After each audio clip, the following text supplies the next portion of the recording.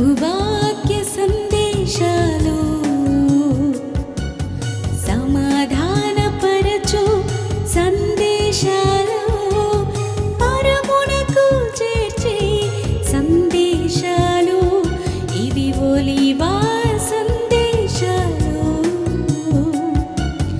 ప్రభువాక్య సందేశాలు సమాధానపరచు సందేశాలు పరమునకు చేర్చే సందేశాలు ఇవి ఒలీవా సందేశాలు. దేవుని నామానికి మహిమ కలుగునగాక. సర్వశక్తి గల దేవాతి దేవునికి మహిమ ఘనత ప్రభావాలు చెల్లునగాక. కూడి వచ్చినటువంటి దేవుని యొక్క సేవకులు అభిషిక్తులందరికీ కూడా హృదయపూర్వక వందనాలు తెలియజేస్తున్నా. పాస్టర్ గారికి అందరికి కూడా వందనాలు. అలాగే ఈరోజు కూడి వచ్చిన దేవుని బిడ్డలందరికీ కూడా ప్రభువైన యేసుక్రీస్తు వారి యొక్క శ్రేష్టమైన నామములో వందనాలు తెలియజేస్తూ ఉన్నాను. సర్వశక్తి గలడు దేవుడు ఇప్పటి వరకు జరిపించినటువంటి ఆరాధన క్రమాన్ని, ఉపవాస ప్రార్థన దినాన్ని నడిపించారు. పాటలు ప్రార్థన ద్వారా ఆయనకు ఎంతగానో కృతజ్ఞతాస్తుతులు చెల్లిస్తూ ఉన్నాను. Praise the lord. పరిశుద్ధ గ్రంథంలో నుంచి ఒక వాక్యం చదువుకొని ఈనాటి వాక్యాన్ని మనం ప్రారంభించుకుందాం. యోవేలు గ్రంథము 1వ అధ్యాయము 15వ వచనం. ఆహా, యెహోవా దినములు వచ్చనే, అవి ఎంత భయంకరమైన దినములు, అది ప్రళయము వలె సర్వశక్తి యొద్ద నుండి వచ్చెను. Praise the lord. ప్రార్థన చేసుకుందాం. సర్వోన్నతుడా, సర్వశక్తి గల దేవా, మిక్కిలి ప్రేమ గల తండ్రి, మీకు వేలాది వందనములు, స్తుతులు, స్తోత్రాలు ప్రభువా. ఇప్పటి వరకు పాటల ద్వారా మీరు మహిమ పొందారు, ఘనత పొందారు తండ్రి. మీకు వందనాలు, స్తుతులు, స్తోత్రాలు. అనేక మంది బిడ్డలు ప్రార్థనలు చేసుకున్నాము ప్రభువా. మా సమస్యలు మీకు తెలియజేశాము. మీరు ఆలకించిన దేవుడవు నాయన. ఆయా సమయంలో ప్రార్థనలకు జవాబు దయచేసి ఈ ఒలివ ప్రార్థన శిబిరంలో మీరు ఉన్నారని మరొక్కసారి రుజువుపరుస్తున్నందుకు మీకు వేలాది వందనములు, స్తుతులు, స్తోత్రాలు ప్రభా. గొప్ప కార్యములు జరిగించి మేలు చేయండి తండ్రి. కొద్ది నిమిషాలు నీ పక్షాన్ని దోస్తుని నిలబడబోతుండగా నన్ను మీ సిలువ చాటును మరుగుపరుచుకోండి. నా నోటిని బోరగా వాడుకోనండి.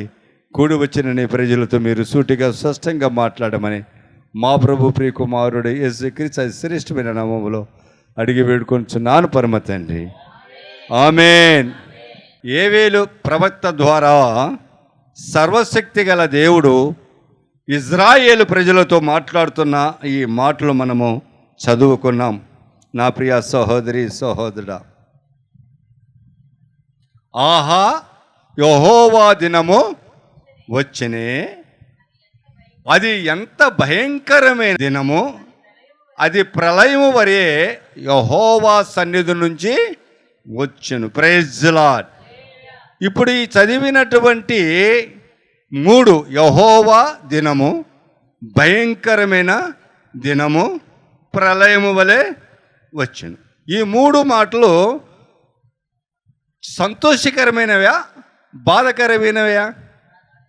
బాధకరమైనవే. దేనికి?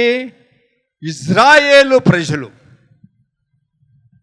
సర్వశక్తి గల దేవునికి వ్యతిరేకముగా, విరుద్ధముగా నడిచిన నడకను బట్టి, ఆ యొక్క పద్ధతులను, ఆ యొక్క విధానాన్ని ఆయన గుర్తు చేసుకొని వీళ్ళకు బుద్ధి చెప్పాలనుకున్నాడు. Praise the lord. ఎవరికి? ఇజ్రాయేలు ప్రజలకు బుద్ధి చెప్పాలని యోవేలు ప్రవక్త ద్వారా ఒక వర్తమానం పంపించాడు. నాయనా, మీ మీదికి, మీ దేశం మీనికి, మీ ఊరి మీనికి, మీ కుటుంబాల మీనికి, మీ పొలాల మీనికి దేవుని యొక్క మహాభయంకరమైన దినము వచ్చింది. ఆ భయంకరమైన దినం ఎలా వచ్చిందంటే ఒక ప్రళయం వచ్చినట్టు వచ్చిందంట. Praise the lord. అది దేవుని యొక్క సన్నిధి నుంచి వచ్చింది కాబట్టి మీరు దాన్ని ఎదుర్కోండి అని హెచ్చరిస్తున్నాడు. Praise the lord. హల్లెలూయా. ప్రవర్త అయిన ఏవేలు గారి ద్వారా తెలియజేస్తున్నాడు. Praise the Lord. ఏవేలు ప్రవర్త ఎందుకు చెప్పాడు ఆ విధంగా? వాళ్ళు ఇజ్రాయేలు ప్రజలకి జాగ్రత్త పడతారనే, మేలుకుంటారనే, సర్వశక్తి గల దేవుని సన్నిధిలో చేరి ప్రార్థనలు చేస్తారని. Praise the lord. ఎందుకంటే ఆ దినము రానే వచ్చింది, కానీ ఆ దినము వలన అనేకమైన నష్టం కలిగినప్పటికీ మమ్మల్ని పోషించువాడవు నువ్వే, మమ్మల్ని తిరిగి ఆదరించువాడవు నువ్వే, మమ్మల్ని నిలబెట్టగలిగిన వాడవు నువ్వే అని అవకాశం ఇచ్చాడు ప్రార్థన చేయడానికి. Praise the lord. ఏంటంటే అవకాశము ఇచ్చాడంట. Praise the lord. ఇప్పుడు నేను ఒక మాట మీకు అందరికీ తెలియజేస్తా. మనందరికీ తెలుసు, క్రైస్తవ సమాజంలో ఉన్న క్రైస్తవులందరికీ తెలుసు, ఆనాడే కాదు నేడు కూడా అదే పరిస్థితి, నేడు కూడా అదే స్థితి. ఆనాటి మాటలే నేటి క్రైస్తవ సమాజానికి కూడా వర్తిస్తాయి. ఆనాటి మాటలే నేడు ఈ క్రైస్తవ కుటుంబాలకి, క్రైస్తవ ప్రాంతంలో ఉన్న ప్రజలందరికీ, వారి కుటుంబానికి అందరికీ వర్తిస్తాయి అదే మాటలు. Praise the lord. హల్లెలూయా. ఎందుకు ఈ మాట చెప్తున్నానంటే, ఇజ్రాయేలు ప్రజలను క్రైస్తవులు వేరు కాదు. Praise the Lord. తండ్రి కాల సమయములో వారిని ఇజ్రాయేలు అన్నారు, కుమారుని కాలములో ఆయన క్రైస్తవులుగా మార్చబడినారు. Praise the lord. హల్లెలూయా. కాబట్టి వారు మనం అందరం కూడా ఒకే ఒక దేవుని యొక్క బిడ్డలము, ఒక్కరి యొక్క చేతి కింద ఉన్న వారమే, వారి మాటలను అనుసరించు వారిగా ఉన్నాము. Praise the lord. హల్లెలూయా. ఆనాడు ఏవేలు ప్రవక్త ద్వారా ఇజ్రాయెల్ ప్రజలకు తెలియజేశాడు. నేడు అనేక మంది పాస్టర్ల గారి ద్వారా, సంఘ కాపర్ల ద్వారా బయలుపరుస్తూ ఉన్నాడు. సంఘాలలో సువార్తకుల ద్వారా విశ్వాసులకు, క్రైస్తవ సమాజానికి తెలియజేస్తూ ఉన్నాడు. కారణం ఏంటంటే, మీరు ఏ నాడైనా సరే దేవునికి వ్యతిరేకంగా నడవకండి, లేఖనాలకు వ్యతిరేకంగా ప్రవర్తించకండి, దేవునికి వ్యతిరేకంగా తిరుగుబాటు చేయకండి. తద్వారా మీకు ఏ సమయంలో ఏ గడిలో ఎలా సంభవిస్తాయో మీకు తెలియదు. అందుకని జాగ్రత్తగా ఉండండి అని ప్రతి ఒక్క మందిరములో ప్రతి సేవకుడు ప్రకటిస్తూనే ఉన్నాడు. Praise the lord. దేవునికి వ్యతిరేకంగా పాపము చేయకుడి. అంటే పాపం అంటే ఏంటి? ఒక దొంగతనం చేయటమో, ఒకరిని హత్య చేయటమో, లేకుంటే వ్యభిచారం చేయటమో, జారత్వం చేయటమో పాపమే కాదు. పాపం అంటే దేవుని మాటను ధిక్కరించడమే పాపము. Praise the lord. ఆజ్ఞను అతిక్రమించడమే పాపము. Praise the lord. అది చెయ్యకండి అంటారు. Praise the lord. హల్లెలూయా. కావాలంటే మీరు ఇంటికి వెళ్ళి చదువుకోండి. యోహాను రాసిన మొదటి పత్రికలో 3వ అధ్యాయం 4వ వచనంలో ఉంటుంది ఈ మాట. ఆజ్ఞ అతిక్రమమే పాపము. Praise the lord. హల్లెలూయా. కాబట్టి పరిశుద్ధ గ్రంథములో ప్రభువైన యేసుక్రీస్తు వారు బోధించిన బోధ కానీ, అపోస్తులు బోధించిన బోధలో కానీ, ధర్మశాస్త్రములో లిఖించబడిన 5 ఖండాలలో 5 భాగాల 5 పుస్తకాలలో బోధించిన బోధ కానీ, అన్నిటిలో ఏ ఒక్కదానికైనా నువ్వు విరుద్ధముగా, వ్యతిరేకముగా నడిచినలా అది పాపమే. ఆ పాపం వల్లనే మన మీదకి దేవుని ఉగ్రత వస్తుంది. ఆ ఉగ్రత, ఆయన కోపం ఏ రీతిలో వస్తుందో తెలియదు. మనుషుల రూపంలో రావచ్చు, లేదంటే ఆయనకు ఆయుధాలు చాలా ఉన్నాయి భూమి మీద. ఆయన సృష్టించిన సృష్టికర్త ఈ భూమి మీద సృష్టించిన ప్రతి ప్రాణి, దుమ్ము ధూళి, ఏమండి పురుగులు, అన్ని విషయాలను కూడా వాడుకుంటాడు యుద్ధానికి. Praise the lord. తన శత్రువుల మీద యుద్ధానికి వాడుకుంటాడు. మేఘాలను వాడుకుంటాడు, వర్షాన్ని వాడుకుంటాడు, ఉరుములను వాడుకుంటాడు, మెరుపులను వాడుకుంటాడు, మనుషులు తారుమారు చేసి యుద్ధం చేస్తాడు. Praise lord. మనుషులే అక్కర్లేదు ఆయనకు మనుషులు అక్కర్లేదు. అన్ని విషయాలలో కూడా ఆయన సృజించిన సృష్టికర్త కాబట్టి దేని ఎన్నుకుంటాడో తద్వారా కూడా ఆయన మనుషులకు దేశం మీద హాని చేయగలడు. ఆ హాని ఏ రూపంలో వస్తుందో మనకు తెలియదు. నిర్గమకాండలో మనం చూస్తే గాన పాము కాటుకు అనేక మంది తిరుగుబాటు చేసిన వాళ్ళు చనిపోయారు. తెగులు వలన అనేక మంది చనిపోయారు. తిరుగుబాటు చేసిన వారు భూమి నెర్రవిచ్చటం వలన కుటుంబాలు వంశాలు భూమిలోకి దిగిపోయినాయి. Praise lord. అంటే ఆయన భూమిని వాడుకున్నాడు, పాములను వాడుకున్నాడు, తెగుళ్ళను వాడుకున్నాడు, అన్నిటిని వాడుకున్నాడు. తనకు వ్యతిరేకంగా మాట్లాడిన వారిని, తనకు విరుద్ధంగా మాట్లాడిన వారిని, వారి దేవుని అవమానపరుస్తున్న వారిని, సిగ్గుపరుస్తున్న వారిని ఎన్నటికీ క్షమించడు. Praise lord. ఈ విషయాన్ని మీరు ఎప్పుడు గుర్తుంచుకోవాలి.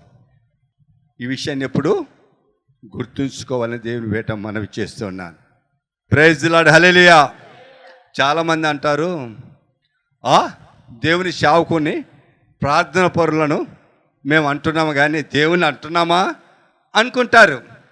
కానీ సౌలు సంఘాన్ని పాడు చేసినప్పుడు, సంఘ బిడ్డలను హింసించినప్పుడు, సంఘ బిడ్డలను సరిసాల్లో వేసినప్పుడు ఆయన బాధ తట్టకలేక ఎవరండి?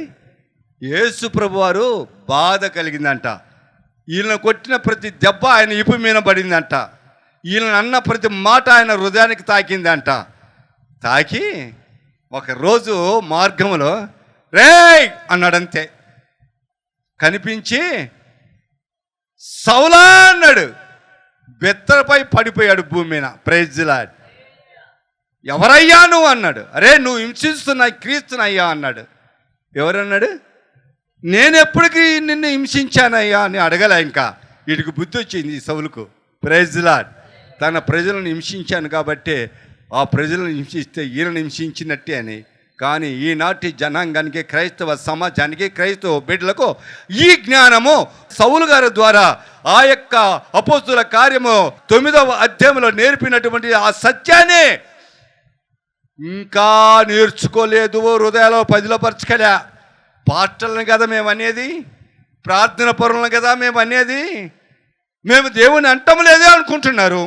కాదు, పాస్టర్లన్నా ప్రార్థన పరులనన్నా దేవుణ్ణి అన్నట్టే. నమ్మిన వారు సపోర్ట్ కూడా దేవుని భయపరచండి. Praise lord. హల్లెలూయా. అక్కడనే పాపంలో మునిగిపోయారు. Praise lord. అక్కడనే పాపంలో చేశారు మీరు. దేవుని నామానికి మహిమ కలుగును గాక. ఈ ఏవేలు ప్రవక్త చెప్పిన మాట ఏంటంటే యెహోవా దినం వచ్చిందంట. అంటే ఆయన ఒక రోజును నిర్మించుకున్నాడు, ఒక దినాన్ని ఏర్పాటు చేసుకున్నాడు.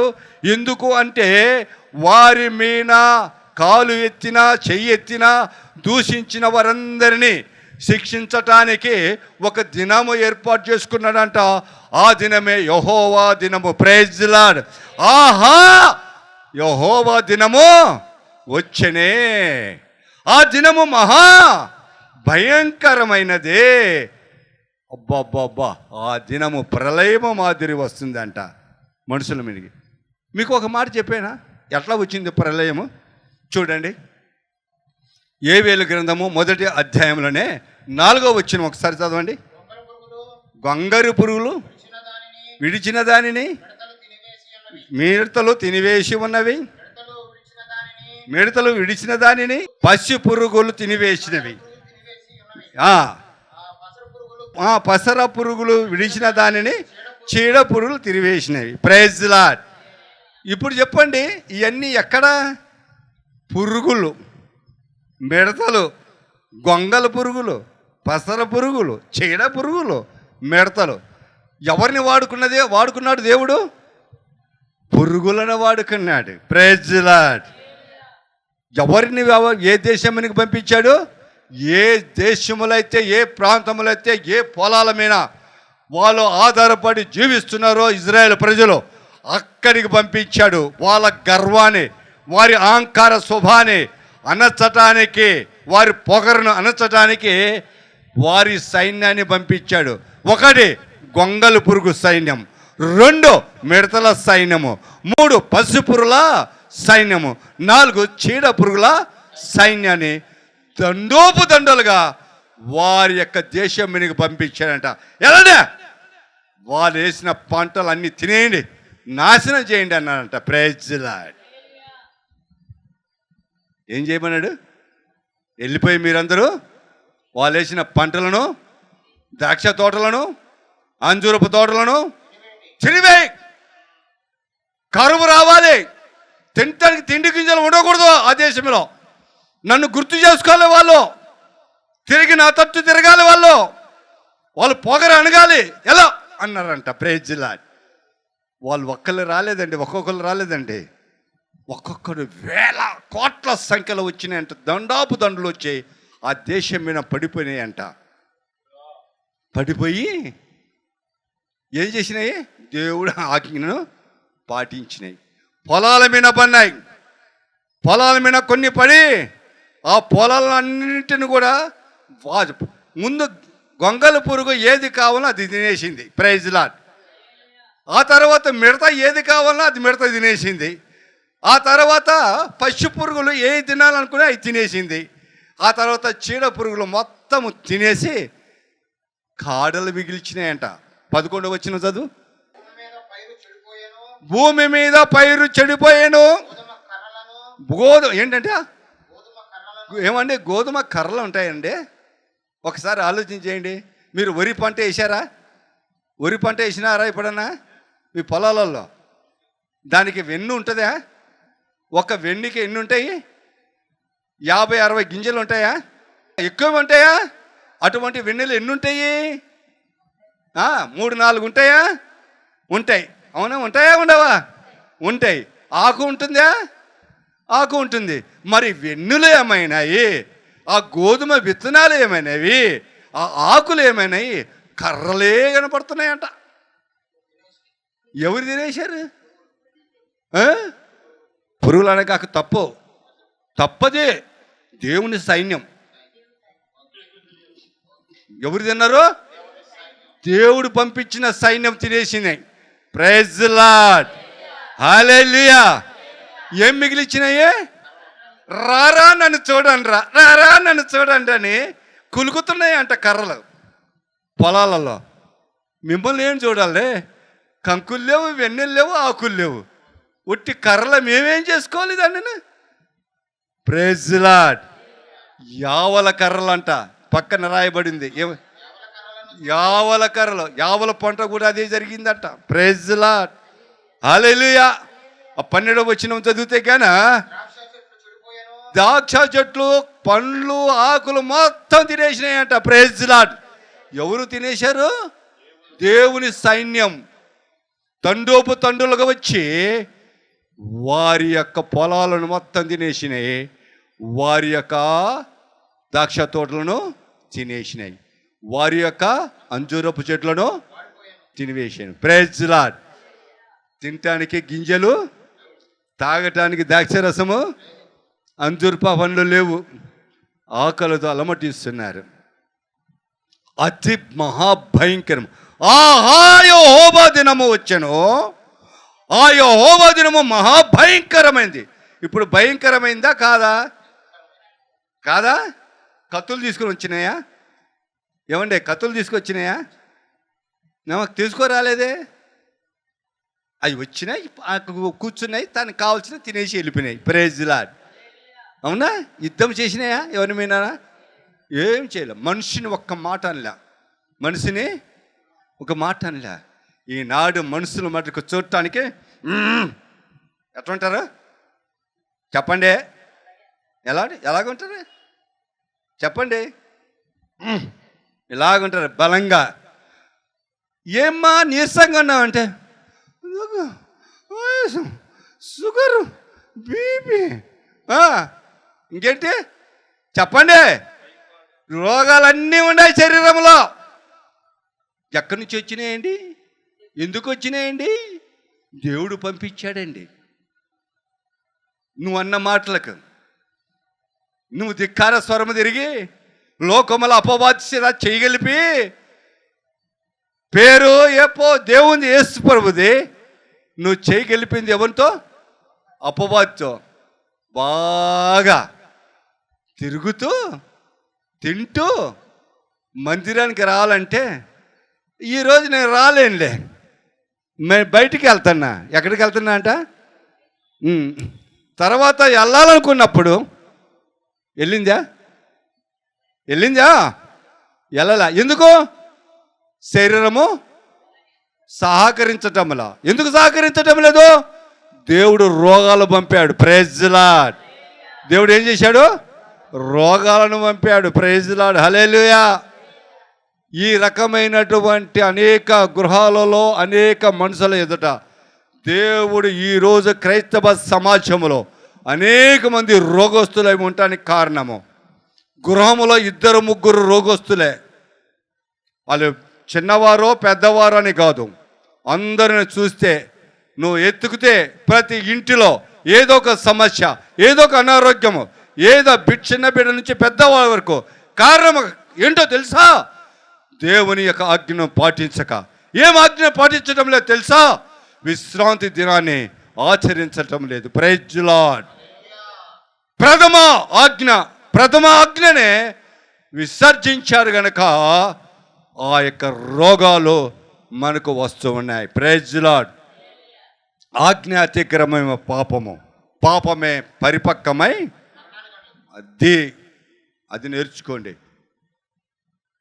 మనకు చిన్న ఎగ్జాంపుల్ చూపించాడు ఏబేలు ప్రవక్త ద్వారా, నేర్పించటానికి క్రైస్తవ సమాజానికి. తండ్రి అయిన దేవాతి దేవుడు ఆ రోజే నేర్పించాడు. కుమారుడు భూమి మీదకి రాకమునిపే క్రైస్తవ సమాజం ఎలా ఉండాలో, ఏ విధంగా జీవించాలో తెలియచేయటానికే ఈ మాటలు రాయబడినాయి. ఆ సైన్యం సామాన్యమైనది కాదు. ఫరో దగ్గర ఇజ్రాయేల్ ప్రజలు ఉన్నప్పుడు ఫరోని అన్నాడు, అయ్యా బానిసత్వం నుంచి పంపురా, మా వాళ్ళు నాకు పంపించేసి మా వాళ్ళు నేను పెంచుకుంటాను, పోషించుకుంటానంటే, నాకు ఇంట్లో పనులు ఎవరు చేస్తారు? మా పొలాల్లో పనులు ఎవరు చేస్తారు? మాకు దాస్యులుగా ఎవరు ఉంటారు? నేను పంపడా అన్నాడంట. Praise lord. ఎవరు అన్నది? ఫరో రాజు, ఐగుప్తు రాజు ఫరో రాజు అన్నాడంట. అలాగా ఉందా? నా తడాకేంటో చూపిస్తానని ఈ మిడతల దండును ఒకసారి ఐగుప్తు దేశాన్ని వెళ్ళి సందర్శించి రాండి అన్నాడంట. ఎవరిని? మిడతల దండును. అలాగే అయ్యగారు నువ్వు చెప్తే మేము ఎందుకు పోము? అన్నీ కూడా ఆ యొక్క ఐగుప్తుకు వచ్చినాయంట పలకరించడానికి. ఎవరిని? రాజుగారిని, వారి సైన్యాన్ని, వారి ప్రజలను బాగున్నావా అని పలకరించడానికి వచ్చినాయంట. మేము యెహోవా సైన్యము, మేము వచ్చాము మిమ్మల్ని పలకరించడానికని. ఏం జరిగిందో చూడు. నిర్గమకాండము 10వ అధ్యాయము 13, 14, 15 వచనాలు చదువు. మోషే ఐగుప్తు దేశము మీద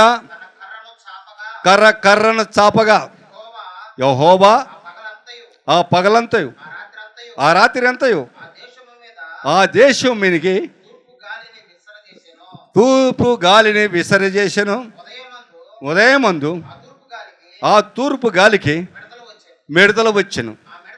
ఆ మిడతలు ఐగుప్తు దేశం అంతటి మీదకి వచ్చి సమస్త ప్రాంతములలో నిలిచెను.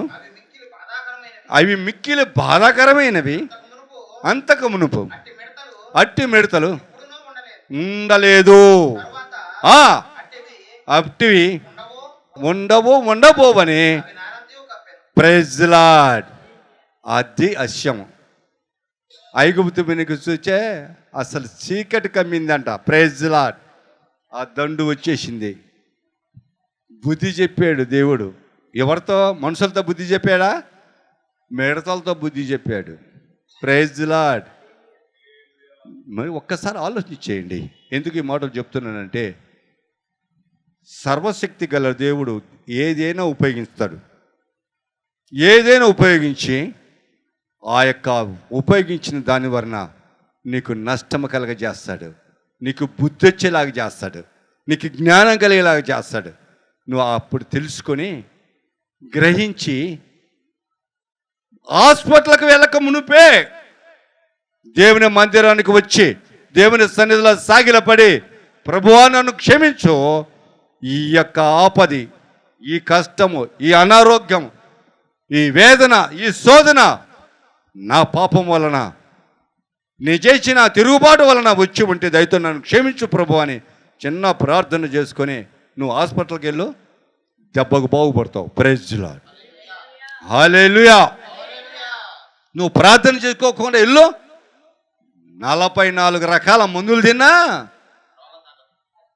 36 మంది డాక్టర్లు మార్చినా నీకు తగ్గేది లేదు. కారణం ఏంటంటే నీ పొగరుబోతుతనాన్ని, నీ అహంకార స్వభావం వల్ల దేవునికి విరోధంగా మాట్లాడిన తీరే. Praise the lord. హల్లెలూయా. దేవుని సాధారణంగా లెక్కే కాకండి. ఏ సమయంలో ఏ గడియలో ఎలా వస్తుందో మన ఇండ్ల మీదకి, మన దేశం మీదకి, మన సంఘం మీదకి మనకు అంతుపట్టదు. మనము గ్రహించలేము, ఆలోచన చేయలేము. నా ప్రియ సహోదరి సహోదరా, ఈ వాక్యము చెప్తుంటే, ఈ వాక్యము చదువుతుంటే మనకు అర్థమవుతుంది బాగా. ఎంత గొప్ప దేవుడు, ఎలా బుద్ధి చెప్తాడు, ఎలా అలా అణిచివేస్తాడో. ఒక్కడు కూడా తినటానికి తిండి లేదు. గోధుమలు పాడైపోయినాయి, యాగులు పాడైపోయినాయి, ద్రాక్ష తోటలు పాడైపోయినాయి, అంజూరపు తోటలు పాడైపోయినాయి. త్రాగటానికి లేదు ద్రాక్షరసము, అంజూరు పండ్లు లేవు, గోధుమ పండు లేదు, పిండి తెచ్చుకొని వండుకొని చపాతీలు చేసుకొని తినటానికి యావలు లేవు. Praise the lord. ఏమీ లేవు, అన్నీ నశించిపోయినాయి, నాశనమైపోయినాయి. Praise the lord. హల్లెలూయా. ఒలీవ సందేశాలు, ప్రభువాక్య సందేశాలు, సమాధానపరచు సందేశాలు, పరమునకు చేర్చే సందేశాలు, ఇవి ఒలీవ సందేశాలు, ప్రభువాక్య సందేశాలు, సమా